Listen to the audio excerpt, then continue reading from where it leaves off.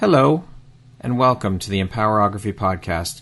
This is a platform created for women's voices to be heard and a place to share their stories, journeys, and successes with the world for the purpose of helping other women who might be on similar journeys. We are empowering women one episode at a time.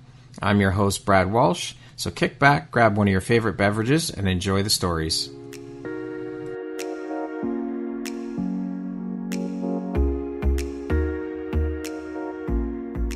If you're looking for jewelry that makes an impact on your self-care routine and your style, Empowerography would love to offer you a discount code to one of our exclusive partners, Quartz and Canary Jewelry and Wellness Company. Please use code EMPOWER15 to receive 15% off upon checkout at www.quartzandcanary.com. Quartz and Canary is truly the place where spirituality meets style. Hello there, Brad Walsh here, host of your Empowerography Podcast. Today, my guest is Kristin Bentley. She is the founder and CEO of Elisely Publishing and also a USA Today bestselling author.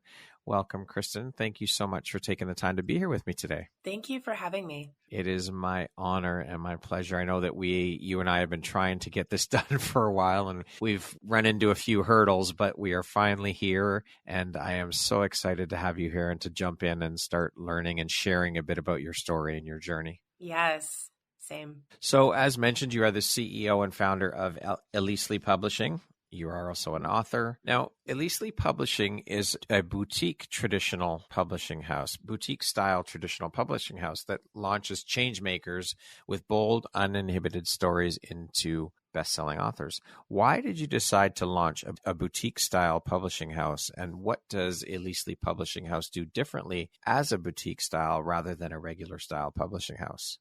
That's such a great question. Thank you. So how I moved into that space in the first place was really understanding the need for it.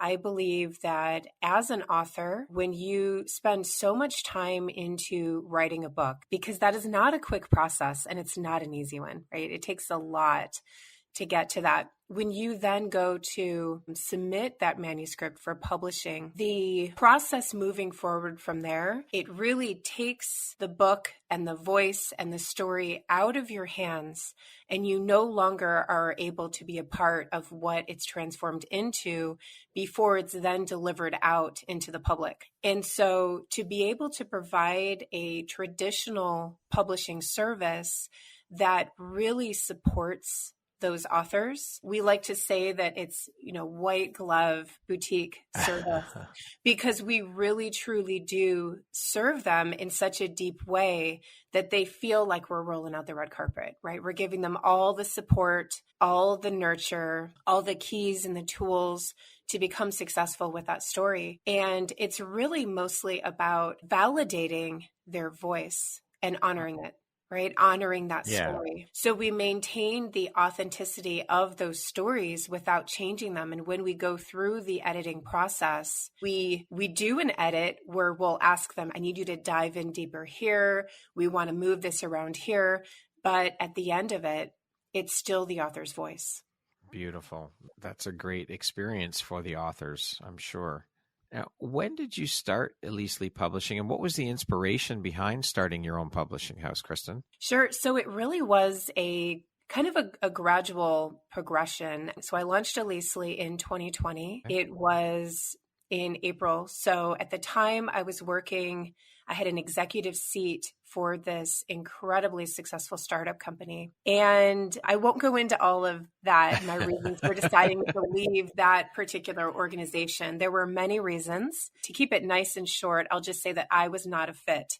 I did not feel as though I was a fit there. So I chose to launch out onto my own. And initially, my intention was to support authors in writing their stories. And it was in understanding this need for this particular type of support in publishing that I then chose to venture into publishing so that I could support them from the very beginning of the process. So from book idea to book release. So again, like a full service support system for the authors.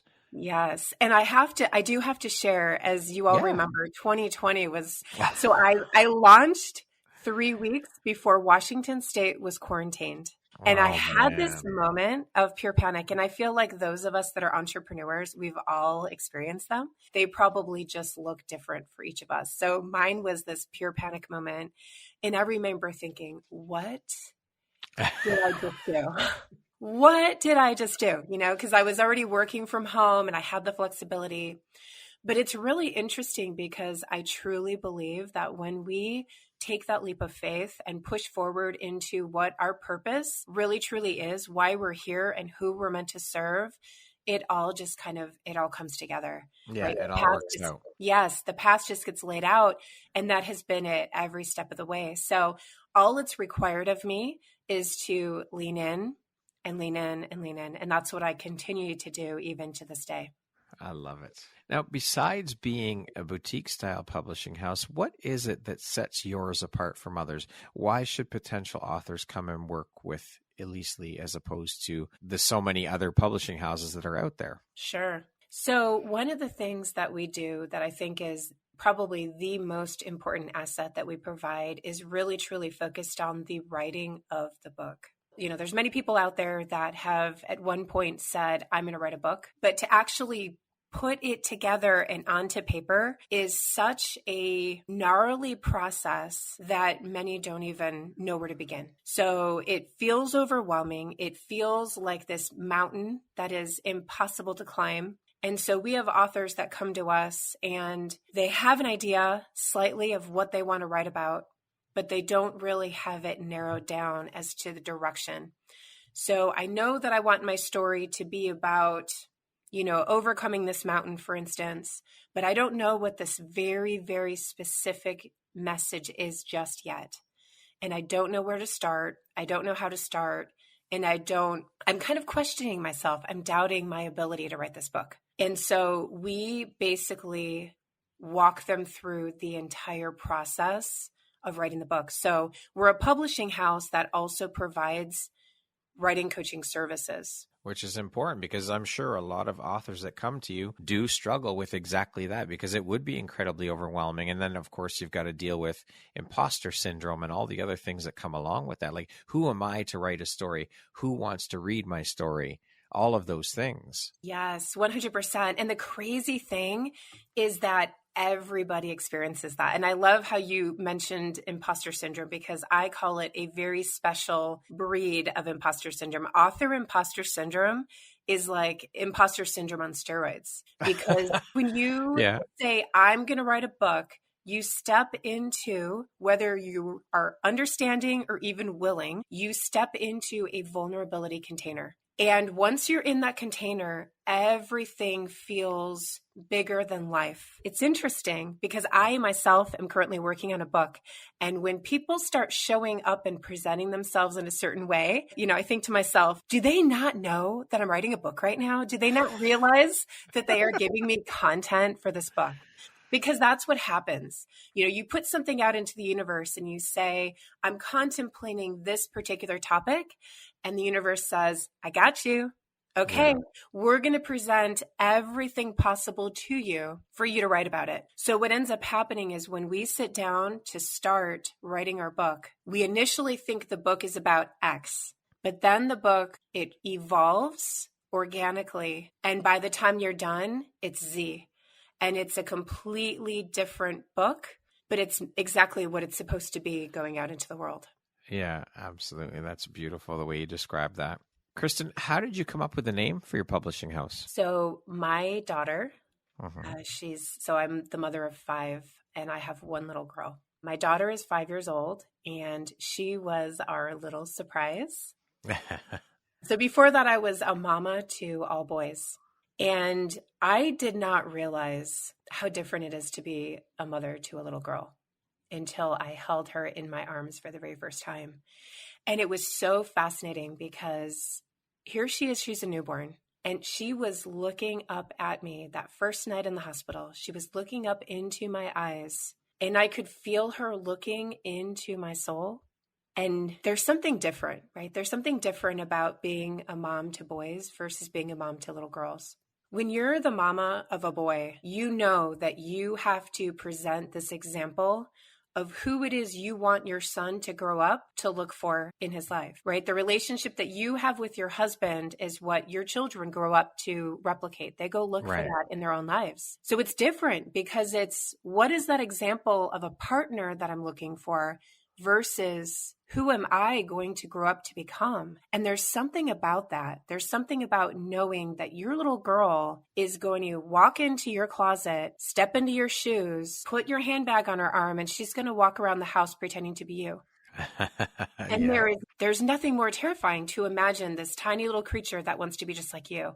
Yeah. And the way that you begin to introspectively look, who am I as a woman? Who am I as a person? What do I stand for? And as she got a little older, I started noticing characteristics of her that reminded me of me when I was a little girl, right? So carefree and loving and uninhibited and bold and fearless.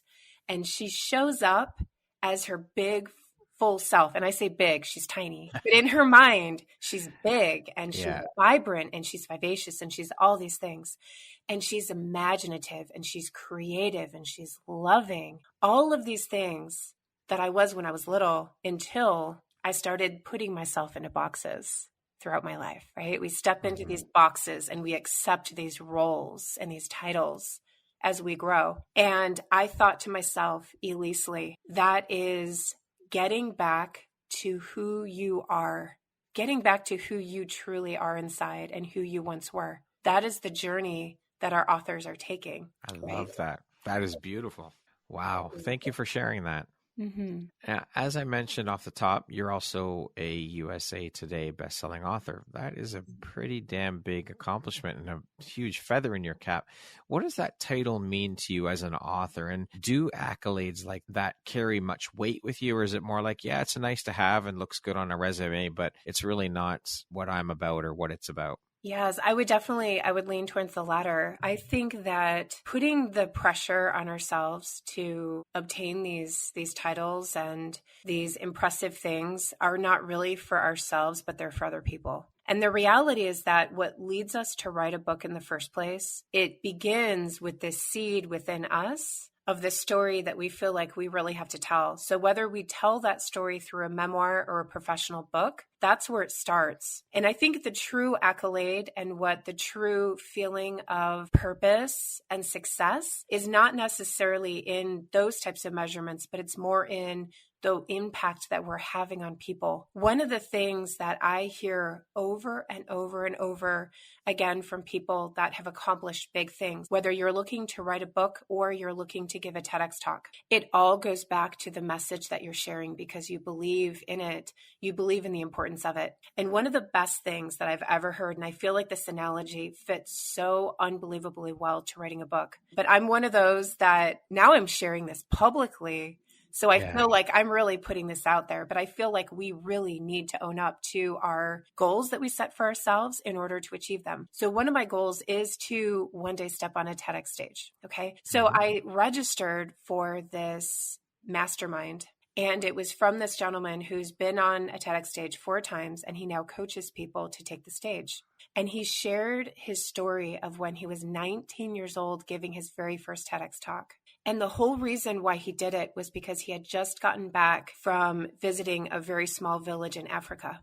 And while he was there, he learned that through the education of young girls in these underserved countries, in these third world countries, it is through the education of young girls that we lift not only those villages, but the entire society, the culture, the country. So economic growth throughout the world climbs when we focus on the education of young girls. Wow. So he set this goal and he said, I'm going to take a stage and I'm going to raise enough money to build a school in that village. So he said he was so unbelievably nervous. He felt like he was going to vomit.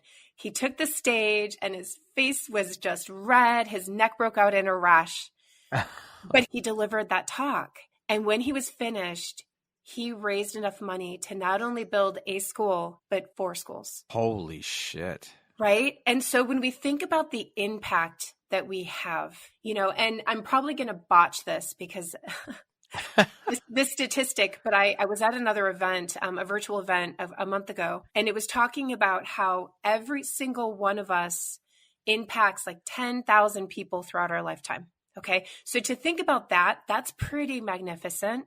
That is. You're a person who writes a book or takes a stage that's as large as a TEDx stage, you like 100-fold, 10-fold. The impact that you have is magnificent on other people. So to be able to have somebody come back to you and say, your book changed my life, that's the importance, right? I had an author who had a fan reach out to her and say, can I please tattoo your book title? Can I get a tattoo with your book title? Wow. That's powerful. That's the type of impact that matters. That's why we write the book. Beautiful. Holy shit. That both of those things are so incredibly powerful. And yes, that's what it's about, is leaving an impact on people, leaving an impression with people. As both an author and a publisher, Kristin, do you prefer to wear your author hat or your publisher hat, and why? Also, what are a couple of things you enjoy the most of each of those? Yes. Oh my gosh. So that's a really hard one for me because I feel like I enjoy both of them equally. I'm working on a book right now, and I'm also working on chapters in a couple multi-author books, which is incredible because I feel like those experiences are so unbelievably different, and they're both so rewarding in their own ways. So I really, really enjoy that part of me. I grew up as a little girl telling stories. I think when I was 2, my parents tell me now that they wish they would have written them down because they probably could have sold them for money. I would come up with these just incredible stories. So I feel like that storyteller in me, that creative part of me, is really at the core of my being. So I can't even imagine ever not being an author, not writing. That's going to be something that I'm going to do until the day I die. However, being a publisher really allows me to take that gift, right, that I have and be able to share it, to provide a platform for others to amplify their voices so that they can get their stories out into the world as well, which is also very, very rewarding.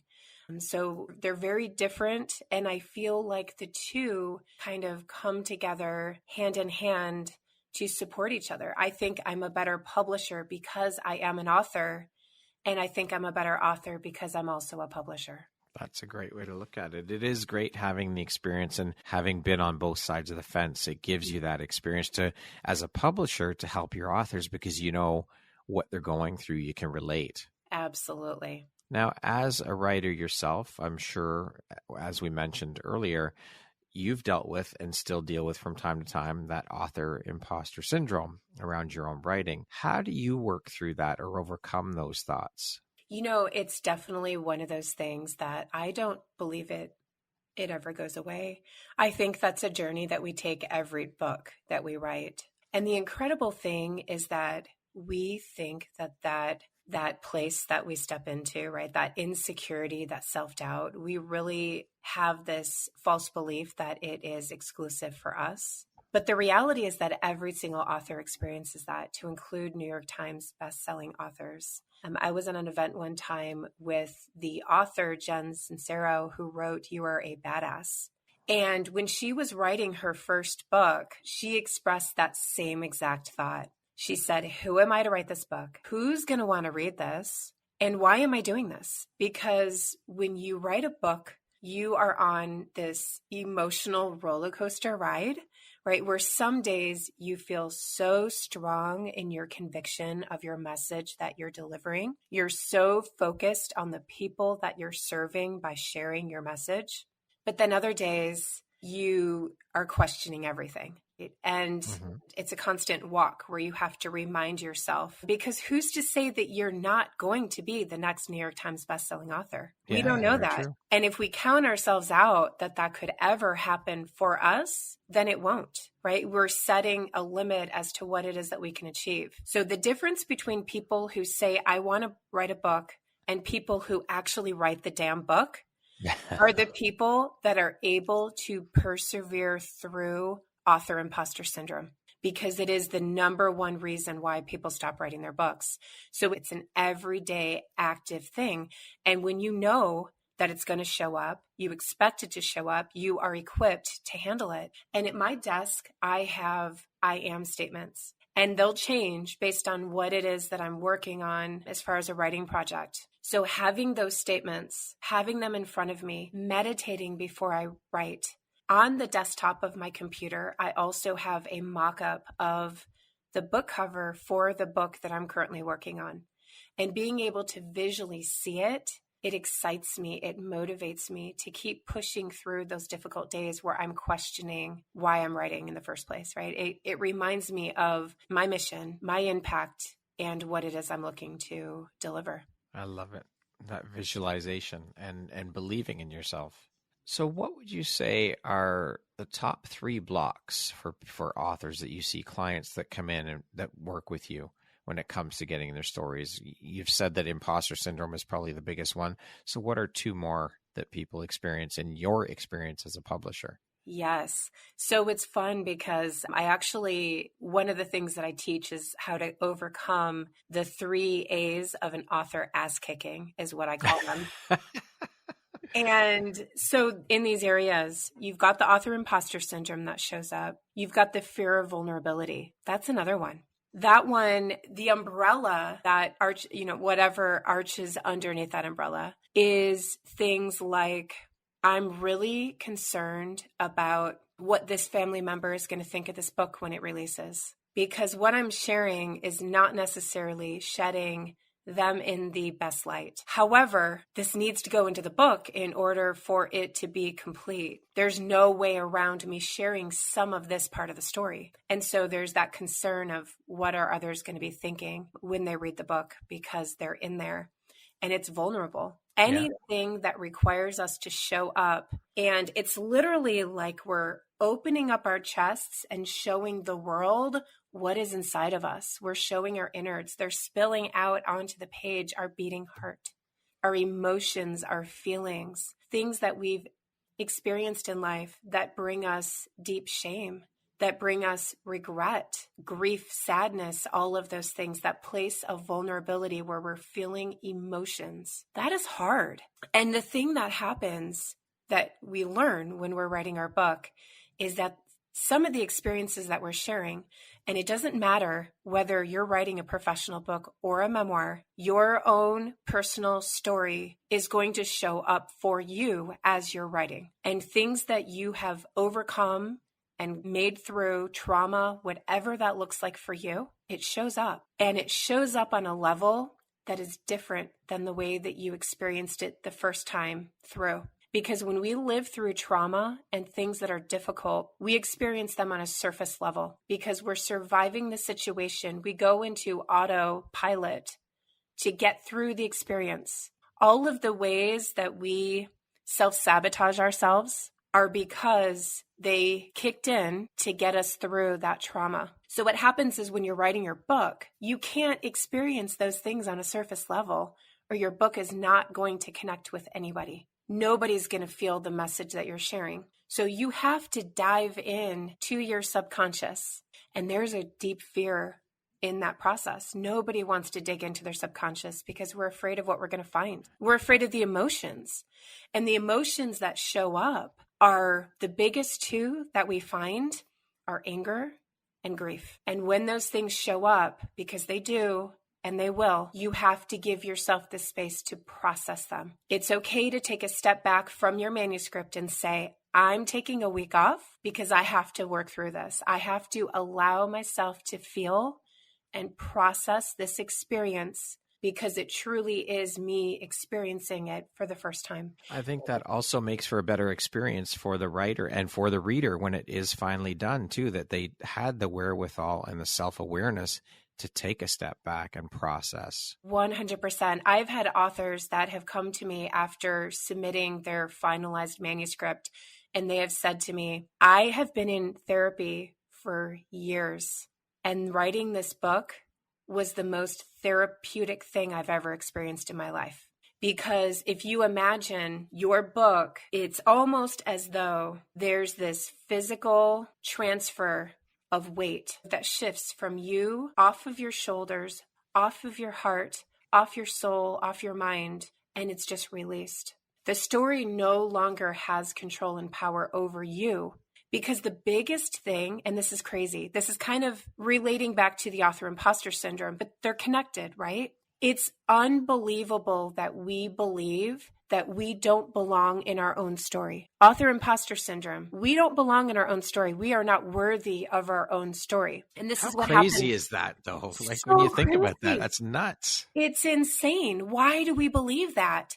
And what happens is, just through the process of writing the book, you go from, I don't know about this, and you're tiptoeing around in your story, right? And by the end of it, you're like, I'm owning this thing.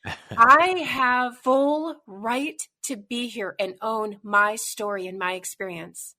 And for those of you that read your book, if this does not resonate for you, that's okay, because it's not your experience. You don't have to resonate with it. It's just not meant for you. Yeah. I know that my book is going to find the people that it's meant to find, that are meant to be impacted by my story.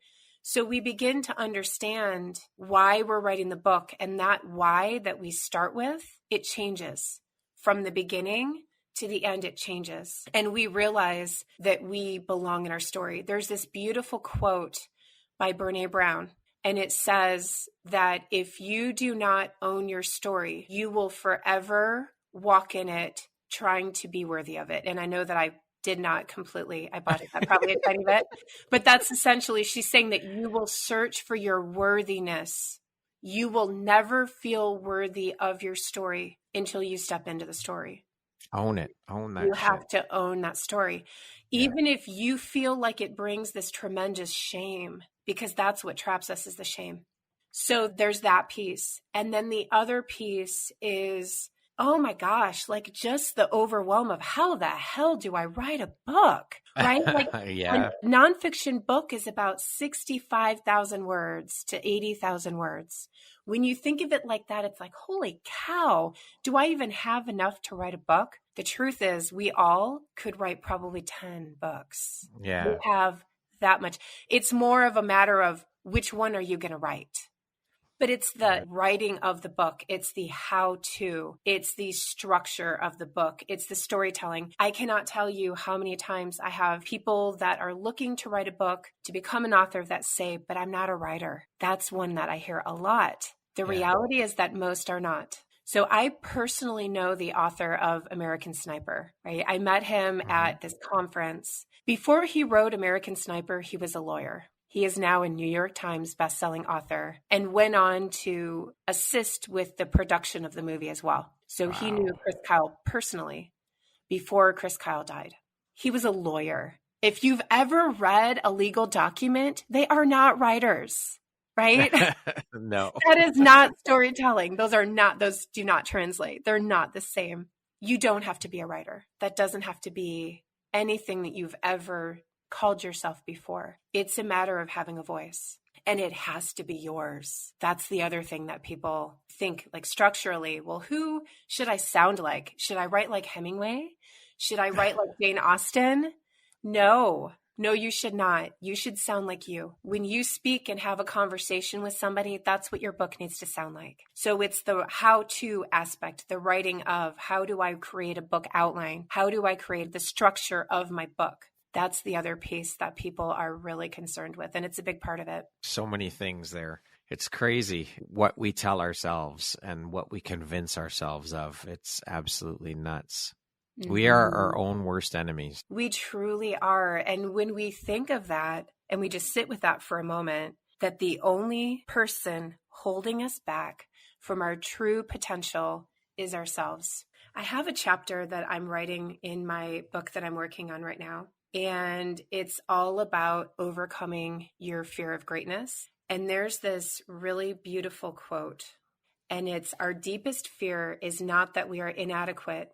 Our deepest fear is that we are powerful beyond measure. The darkness we are afraid of is our light, by Marianne Williams. That quote is everything. It's everything, because we are capable of so much. We're such powerful beings that are meant to be here on this earth to connect with each other. We're meant to share our stories to uplift others. And the beautiful thing is that when we're able to do that in the form of writing a book, we leave a legacy. Generations after we pass on are going to be reading our story, and our story is going to continue to change lives.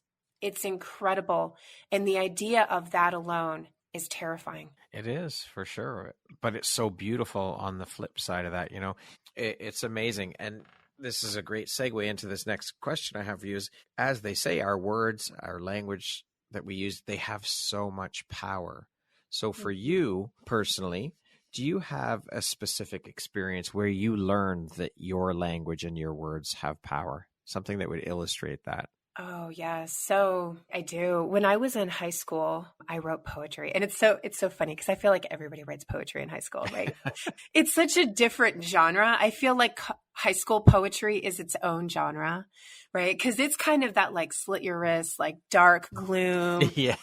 So emo. Yeah. And that was my poetry for sure. I took poetry classes in college, and my poetry definitely evolved quite a bit. However, my senior year, my school announced a poetry contest, and I had only shared my poetry with my closest friends at that point, and only a couple of them.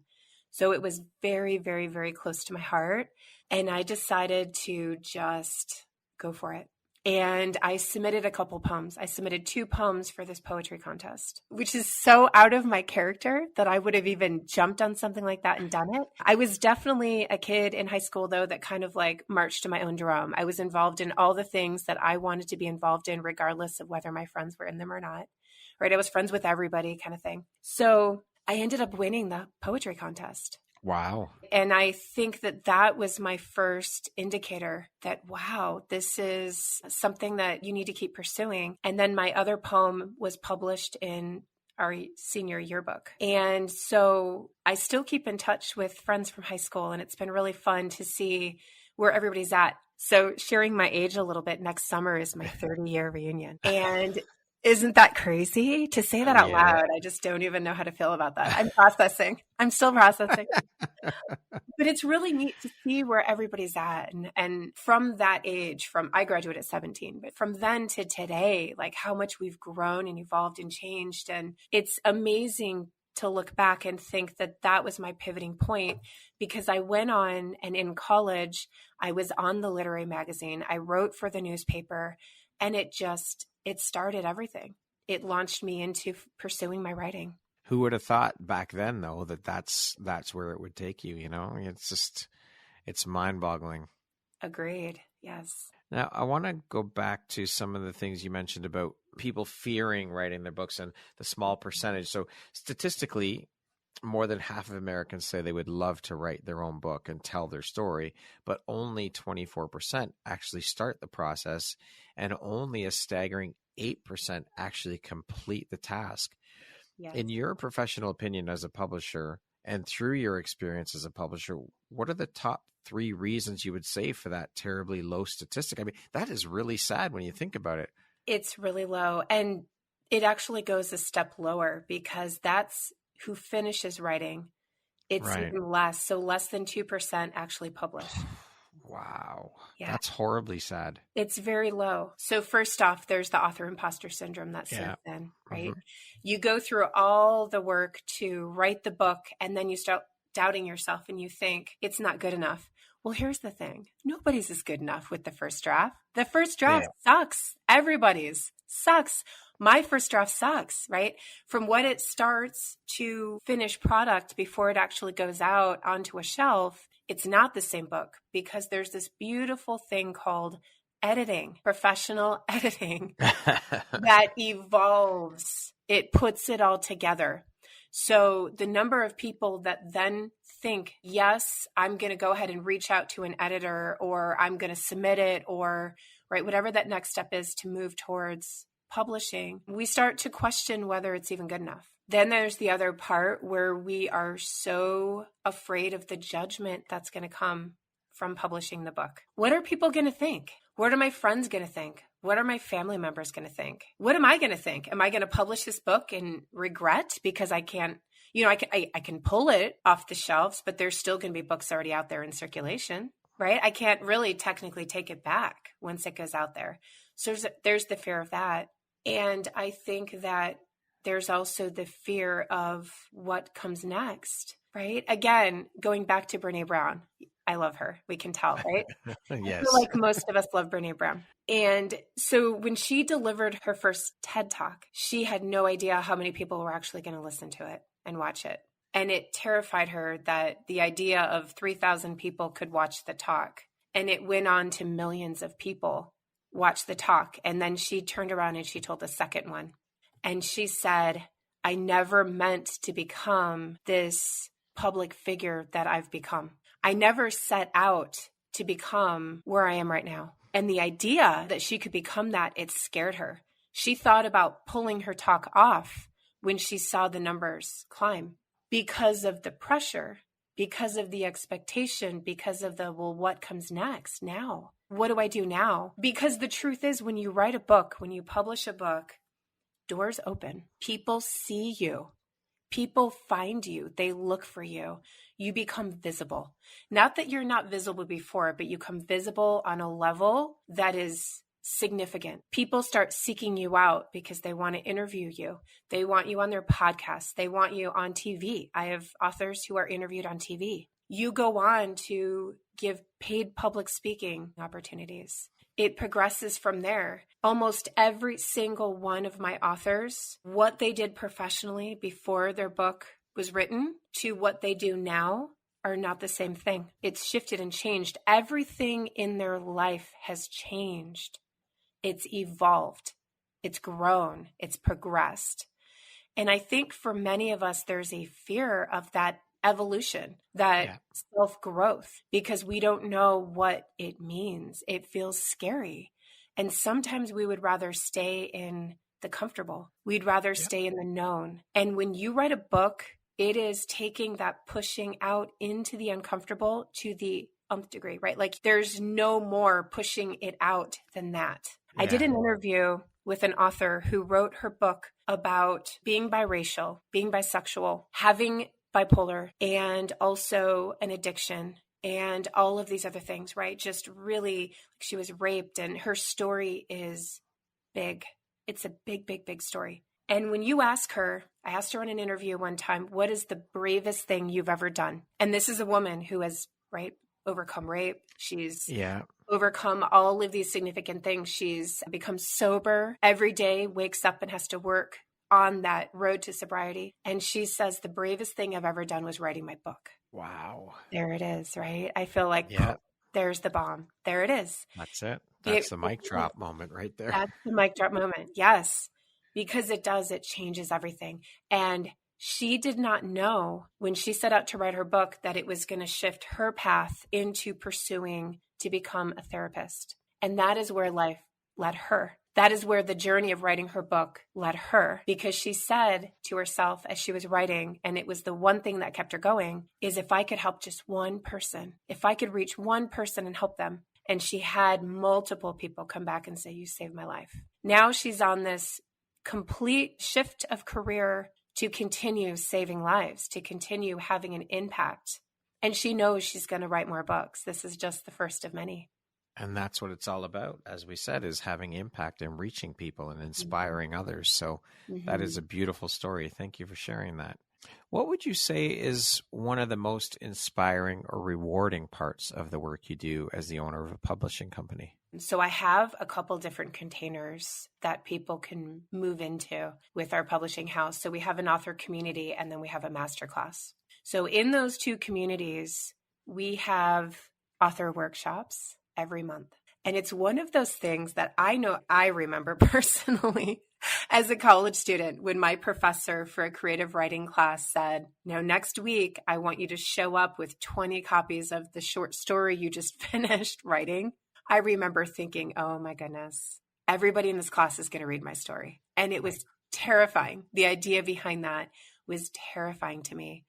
However, there was so much empowerment in that. When we have those author workshops, hearing the aspiring authors share their stories, oftentimes for the very first time, and hearing that shift of voice, and they're feeling the empowerment, and they're feeling the presence of the story and the impact that it's having on others.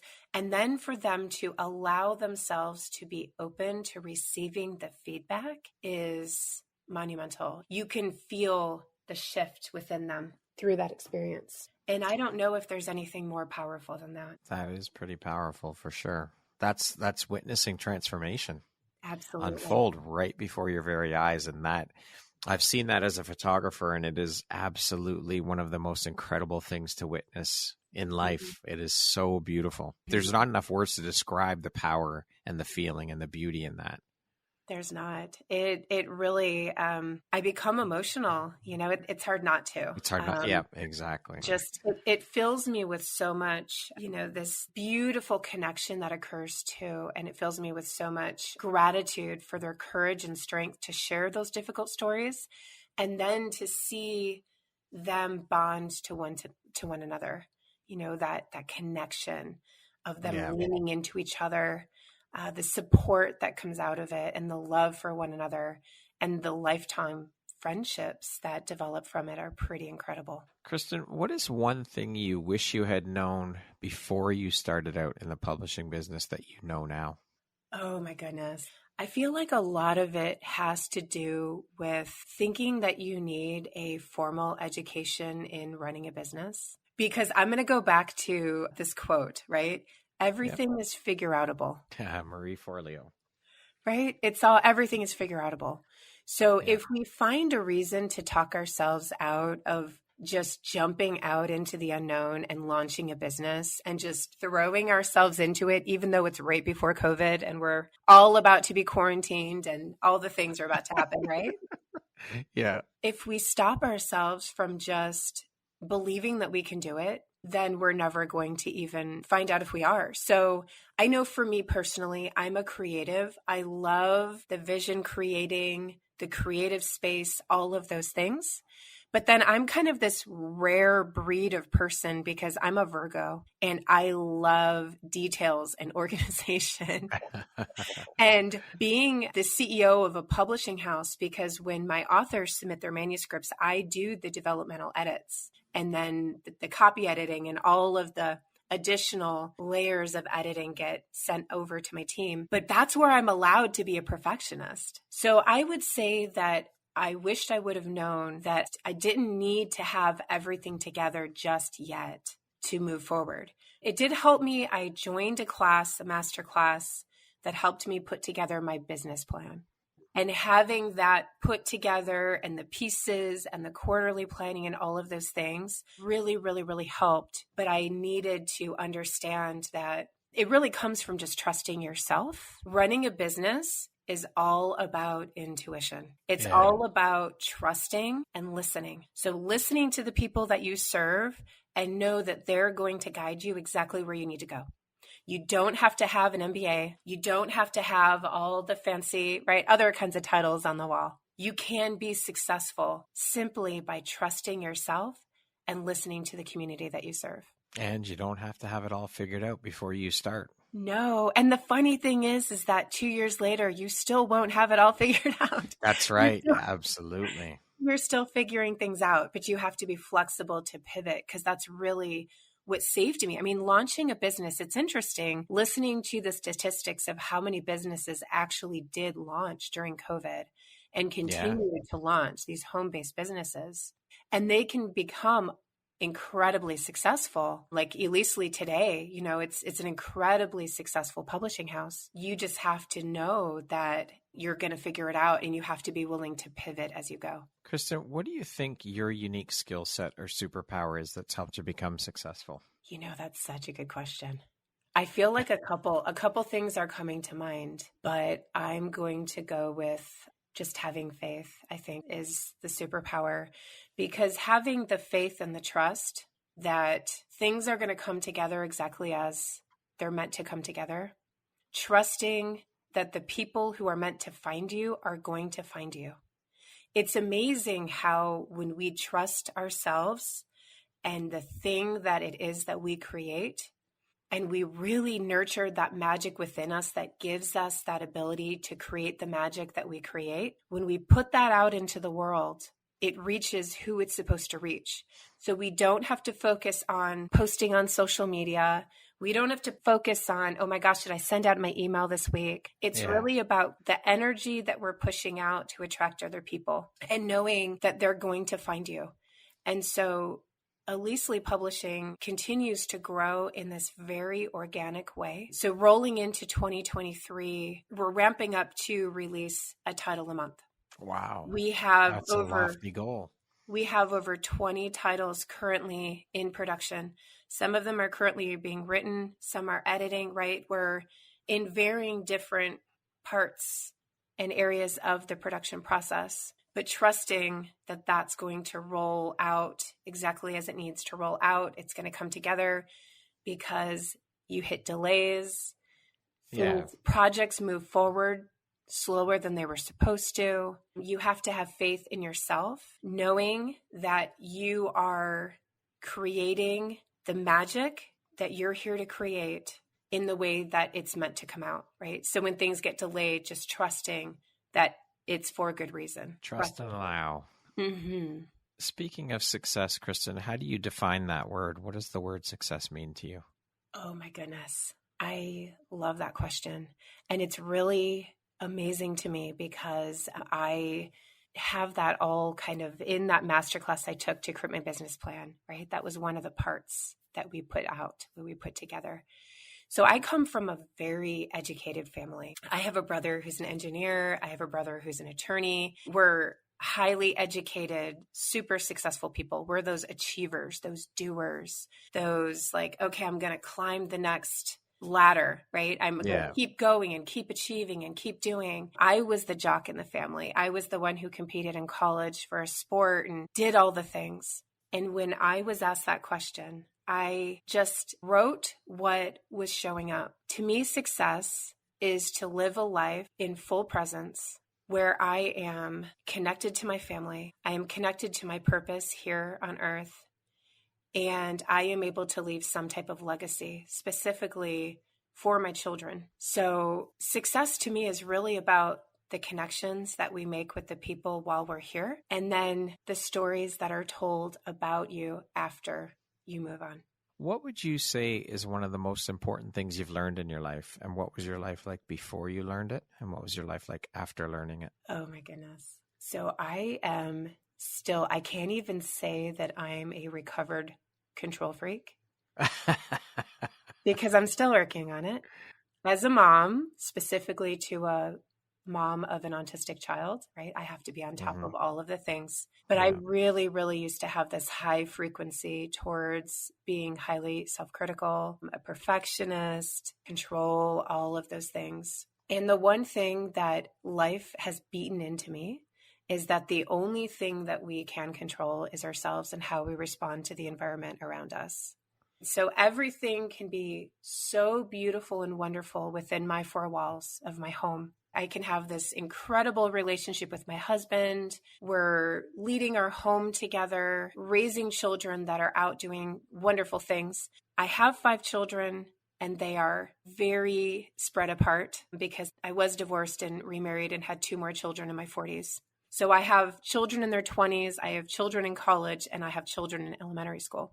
And I would say that just really that whole thing that you were just saying about the letting go and the surrender, because the beautiful thing that I'm finding is that even in my most difficult of times, as a trauma survivor myself, when I had to live life one foot in front of the other, one day at a time, is that I can only control myself and the way that I react to my world around me and the people in it. And that is all I'm responsible for. And knowing that how other people show up is not on me, and I will not take that on me, that is on them. It goes back to that whole saying that when people show you who they are, believe them. And I've embraced that. I used to once be, as I kind of alluded to when I shared about how I was in high school, I had all the friends. I was in choir, I was cross country and track, and I had friends on government and all the things. I knew everybody, and everybody knew, and I wanted to be liked. But when I went through that time of trauma, it really required me to kind of take a different perspective. I was able to see what was around me that was showing up and where my energy needed to go and what was worth putting my energy out into. So I save myself, my energy, my time, everything that I invest into those spaces. The ones where I know that are going to create the type of impact that I'm looking to create. So I'm very particular about what I choose into, what I buy into, what I show up for, who I show up for. I'm very protective of my space and what I say yes to. Speaking of impact, who in your life has had the biggest impact on you and why? Oh, my husband. Okay. We married 8 years ago. And he's one of those people. I had this conversation with him one time, and it was kind of around this whole idea of we all feel like we second guess ourselves and second guess what we say because we don't know how other people are going to say it. And he looks at me and he says, I don't do that because I don't care. I just show up and I'm who I am. And if they don't like it, that's okay. I don't have to impress them. I'm not going to change who I am. And I remember looking at him and thinking, how can the world be more like you? You know, that's pretty freeing. Because he's so honest. It's a breath of fresh air how honest he is. And he's just open about where he stands on everything. You never have to second guess. You never have to wonder. And because of that about him, he requires me to show up differently in my marriage in a way that I did not do prior, because that dynamic was obviously quite different. But he requires me to show up in a way that I'm able to be more authentically me. I don't feel as though I need to people please or answer in a way that I'm expecting the person is wanting to hear. And it really is this refreshing way of living life. And again, it goes back to that whole journey of becoming more Elisely, right?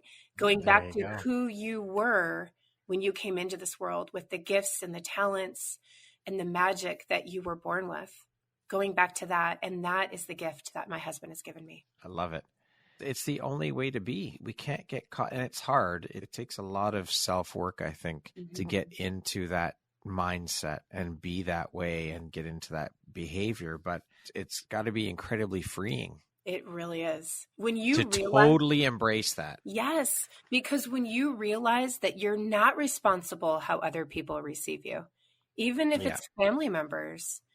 Yeah. Don't carry that weight. Like, that's not on you to carry. Say and speak your truth and be honest to yourself, and how it's received on the other end lets you know where that person stands for a reason, and trust that. Kristin, what does the word empowerment mean to you? Empowerment means to live the life that you choose to live in your full, bold, authentic, uninhibited self, and to show up purely as yourself, and to be unconditionally loved by others for showing up as your authentic self. Okay, we're going to jump into a little rapid fire section here. So the next grouping of questions will just be 2, 3, 4-word answer type thing, okay? Okay. If you could teach the world one thing, what would it be? The power of voice. What's one thing you want but cannot buy with money? Love. How would you describe yourself in one word? Resilient. What is your favorite word? Love. What is your biggest pet peeve? Chaos. What is your favorite self-care practice? Meditating. What is your biggest fear? Loneliness. That concludes our rapid fire section. Now back to our regularly scheduled program. So Kristin, good. I'd like to change it up a little bit. What is something surprising that you've learned about yourself in the past year? Ooh, in the past year. Oh my goodness. I feel like that's a loaded question, first off, Brad. Because I've said yes to these things over this last year that are really big things. And I'm going to say specifically to this multi-author book. And this multi-author book is stretching me in a way that it's really requiring me to take note of not just what's going on in my life right now, but what has happened in my life in the past as well. And the interesting thing is that I was able to go back and uncover a childhood wound that I did not realize I had. And in being able to do that, it was based on a tragedy, a loss in the family. and all of the dynamics that changed and shifted after that loss in my entire family and the way that it changed my childhood. And being able to understand that as we are rolling into Thanksgiving here in the US tomorrow, because a year ago, just to kind of share, my whole family came here for Thanksgiving. I live outside of Las Vegas in Henderson now. And I remember not really knowing what that was going to look like, because I'm the only girl of boys. My brothers, I have 3 brothers, and nobody knew what to expect from this dinner. We weren't able to come up with an organized menu. It just seemed like it was going to be an absolute shit show, right? And so I'm sitting here and I'm thinking, we're going to show up and all we're going to have to eat is turkey and potatoes because we have people making multiple things. My mom announced that she's not cooking this year. And I'm thinking, good for you. You deserve that. You deserve to have everybody cook you Thanksgiving dinner for the rest of your life. And it ended up being the most magical holiday I think that I've had yet. It was so beautiful. And so for me to be able to uncover this wound, because my grandpa was one of my favorite people in my life when I was a little girl. And I don't think I really truly understood how losing him impacted not just me, but my whole family. And so there's this new level of understanding and gratitude and love and acceptance that has come out of understanding this. And so here I am getting ready to do another Thanksgiving with my family, but I'm in this whole new place of healing and shifting, because that is what happens when we say yes to something like a multi-author book, right? It ends up, we say yes because we want to become an author and we have no idea what we're getting ourselves into. We have no idea. Right? We say yes and we're terrified. And then this whole reveal and shift and pivot and all these things happen that affect us and our lives. So in this last year, some things have surfaced that were pretty big. However, I'm really getting ready to spend tomorrow in this space of pure gratitude and thankfulness. It is. It unfolds. It opens up a whole other world when you say yes to participating, because it brings up so much. It does. What is one lesson your career has taught you that you think everyone should learn at some point in their life? I would say probably that you don't have to do it alone, that there are others that are here to support you, collaborate with, build community with. I think when we first start, kind of, whether it's, launching a business, or it's interesting how different life is as an adult from when we're a child, right? Because when we're a child, we seem to be so focused on those friendships, but that really changes and shifts in adulthood.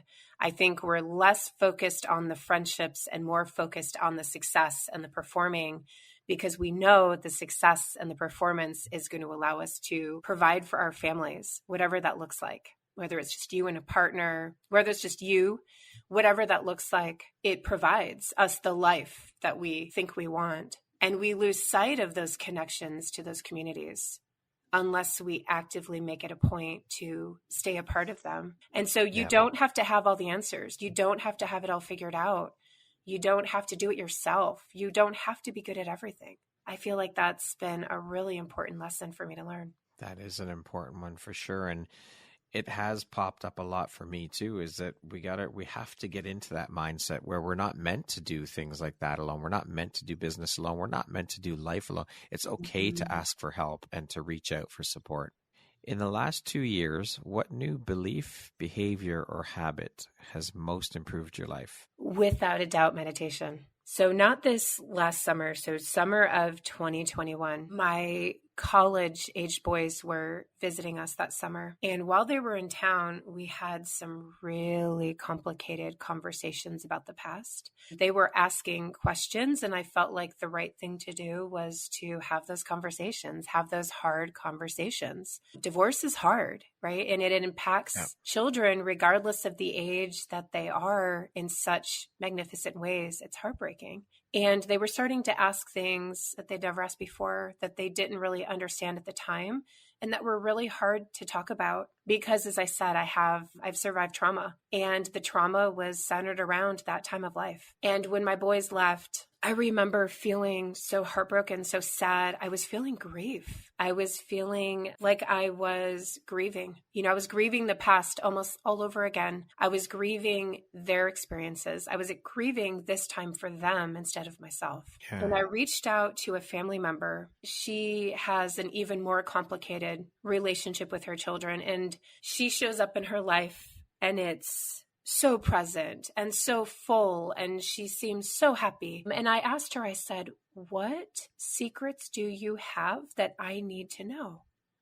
How are you able to be like that? Because she's been estranged from her children due to her ex-husband. Wow. And she hasn't talked to them for a few years. And I said, how do you wake up and do your day and be happy and be present and do all of those things? And so she told me I meditate every morning. And I said, okay, I'm going to do this. It keeps showing up in my life. It's been popping up for years. People are telling me meditation, you should do this, you should try this. And I'm thinking, okay, it's beating it over my head. It's time. It's time for me to start meditating. And it really has been transformational. I can tell a difference on days that I don't meditate because I schedule a call that's too early in the morning. After taking my children to school, I learned to shift that because my meditation time to really start my day off where I give myself time to find calm, to find center, to self-reflect and do all those things. It really helps translate into being able to make myself uncomfortable on a regular basis, because that's actually one of my professional goals, is to make myself uncomfortable on a regular basis. Reach out to people, put yourself out there, because you never know what answer you're going to get. If it's going to be a yes or a no, you ask anyways. Yeah, you just ask, right? That's right. So meditating has definitely been absolutely transformational. That's been a huge one for me too. This past year, I've just started learning the art of meditation. And I have to say, even just recently, aside from today, like yesterday, the day before, the past 3 days, I didn't do any meditating and I didn't say my affirmations. And I'm telling you, what a huge difference. Yeah. My mindset shifted when I don't do those things. I go to a different place and it's not good. And it helps me so much. This morning, I haven't meditated yet, but I did my affirmations and I will meditate later. But I have to say, even just the affirmations have made such a difference that I've seen today compared to the past 3 days. So all of these things, all of these self-care practices, these are huge and they do make a huge difference in your life. At least for me anyways, it's a huge impact and it's a noticeable difference. It is. And especially for people who would classify themselves as overachievers and perfectionists. I think meditation is so helpful for everybody. But for people who have a really hard time with slowing down and being present, it really does help relax the nervous system. And the incredible thing that happens when we do that is when we can slow ourselves down, this different level of confidence comes through. So we come across more confidently. We are more calm and collected and together. We present ourselves in a much different way when that nervous system is in alignment. Yeah, absolutely. Kristin, if you had the opportunity to sit down and have a 1 hour conversation with one woman, any woman in the world, who would it be and why? Oh my gosh, I'm going to say Brene Brown because I've been I know that was coming. Yeah, I've been so obsessed with her because the truth is that the art of my profession, it really is in vulnerability. So when I think about the ultimate expert of vulnerability, that's Brene Brown. And so I've really been enjoying the work that she does, the research that she does in this space, because I'm 100% finding of the things that are the most challenging for authors, and you've already asked this question, it's truly the author imposter syndrome. So the self-doubt, and then there's the fear of vulnerability. And everything circles around that.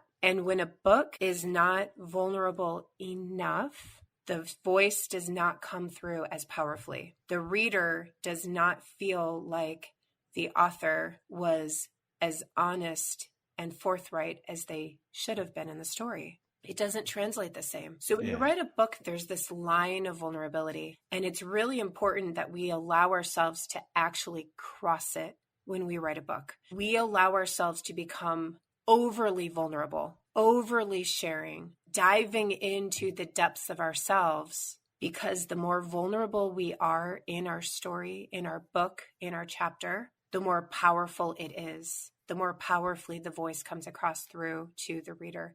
So there's blocks that keep us from getting vulnerable, and we have to figure out what those blocks are and how to work through them. And a lot of them have to go back to the, those survival tactics that we learned to keep us safe back when we overcame something. So sure. I would definitely love to pick her brain. If you could go back and give your younger self one piece of advice, what would that one piece of advice be? You are loved unconditionally. Lastly, Kristin, if you were to deliver your last 30-second speech to the world, your corner of the world, your tribe, your people, what would that last 30 seconds sound like? What words of wisdom would you impart? Your story is a story that the world needs to hear. The world needs your story. The world needs your voice. The world needs you. You are here on this earth for a purpose, and your purpose matters. Your story matters. Your life matters. And for you to be able to share your story, it gives others the courage to share their stories. Using your voice and your story is the most powerful thing that you will ever do. So take advantage of those opportunities that allow you to use your voice. Say yes, do the thing, and don't look back. Beautifully said. What an incredible way to end the interview. Kristin, thank you so much for taking the time to be here today and share your insights, your expertise, and your experiences. I appreciate you so much, and I am so grateful to have had this time to sit down with you. You are a true inspiration, and the work you're doing is incredible. Just keep shining your bright, beautiful light out into the world and being the beautiful human, woman, and soul that you are. I am honored to have you as a member of the Empowerography community, and thank you for all the beautiful work that you do. Thank you so much for having me. It was a pleasure. Once again, my name is Brad Walsh, host of your Empowerography podcast. Today, my guest has been Kristin Bentley.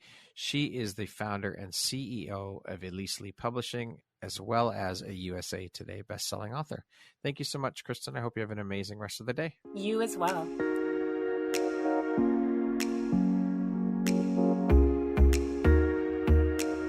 Thank you very much for listening to this podcast. If you haven't yet, please be sure to subscribe, rate, review, and share with all your friends. You can find me at viseuphoria.ca and follow me on Instagram at Empowerography Podcast and on Facebook at Empowerography. Please join me next time for another inspirational story from yet another amazing woman.